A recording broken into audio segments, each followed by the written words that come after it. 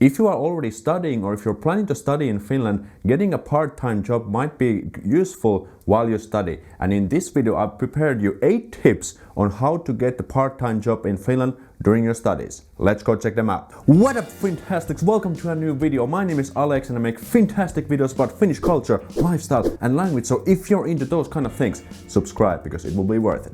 And to kick off things today with tip number 1 is ask your local school and department. Because when I was still studying, it was very common to see positions aimed at students, for example, course or research assistants. And these are pretty much perfect for students because you also get to learn something from your field and still kind of study at the same time, so it's like a win-win. Another opportunity what you should definitely look out for is paid thesis positions. And for example, 1 year ago when I started doing my master thesis, I just went to my professor at my department and I said like, hey, it's time for me to do my thesis. Do you have any open positions or opportunities for me? And they just happened to have one research project where they had one position open for thesis worker, and they also had some funding to pay the thesis guy, which was me, and I just happened to get the position just by going there and asking. And that's definitely what you should guys also do. It doesn't matter if you're at a university or a University of Applied Sciences. Go talk to your professors, your teachers, and say that you're interested in doing a thesis, and you might get the paid position right there. But what I noticed is usually the engineering field students get a paid thesis positions because there are a number of companies and research projects that are willing to pay to get the thesis done. And you should also check out the local info boards. I remember clearly when I was still back at TUT, every time when I was walking in the corridors, I always saw these like postings about, you know, different job opportunities. You should also check out those. Pretty much every university, as far as I know, offer these career services for students. So you should definitely take the opportunity and go talk to the people at the career services, because they can help you out and,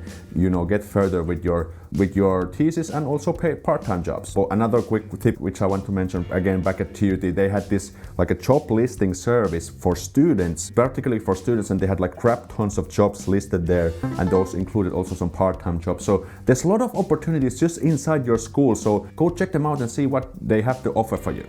Do that. Tip number 2 is to check out the local student organizations and associations.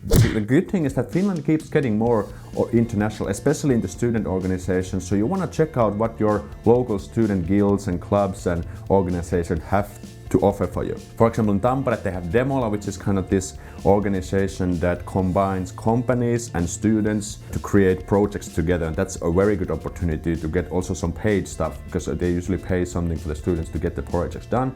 And there's, for example, Tribe in Tampere, which is also this kind of like a student organization aimed for international students especially.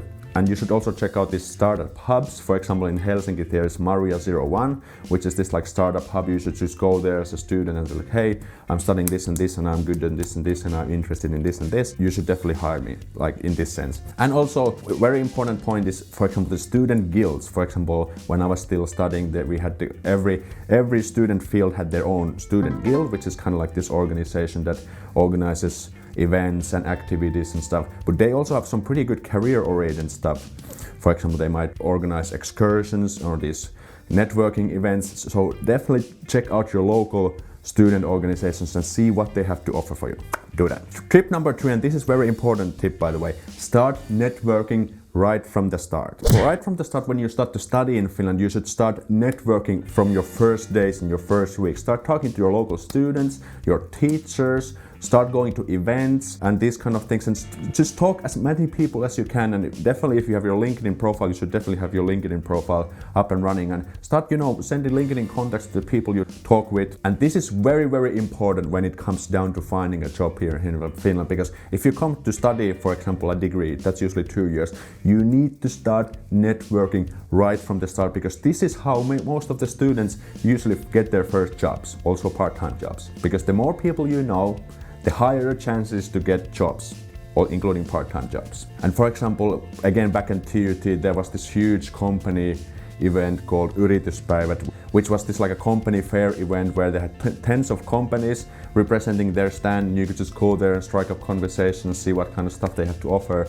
and really important to find out those opportunities. That's basically like a recruitment event, so the companies are trying to find students for them and the students are trying to find jobs. And the tip number 4 is contact the places directly. If you remember from my previous work life in Finland videos, it's very important to contact the companies directly because there are tons of jobs that are not publicly listed out there, so they are kind of like this hidden or internal stuff. So that's why it's important just to start looking for the interesting companies related to field, find contact information, just call the people. It's just like, hey, my name is Aleksi, I'm studying this and this and this, and I'm good at this and this. I believe I could offer some really nice value to your business. Do you have any opportunities related to this field? Just do like this, and this is very common. It also shows that you're active, you're bold, you're confident, and thanks to this you might score a job opportunity that you weren't even expecting. And this strategy of course involves rejections, but that's just how things work. If you are active, you're going out for the opportunities, you will face rejections. It's just how life works. But that also means that the more active you are, the higher your chances are to land a job, part-time job including. And tip number 5 is use the part-time filter on the job websites. And there are many of these kind of international websites available also for job hunting in Finland, for example LinkedIn or Glassdoor or the Hub, and usually there is like a filter where you can choose part-time, and that's very simple. Then you just get all the listings for part-time jobs, and then you can just proceed further from there. So this is like a very simple but powerful tip to utilize if you're looking for a part-time job here in Finland. Tip number 6 is get acquainted with the Finnish job hunting culture.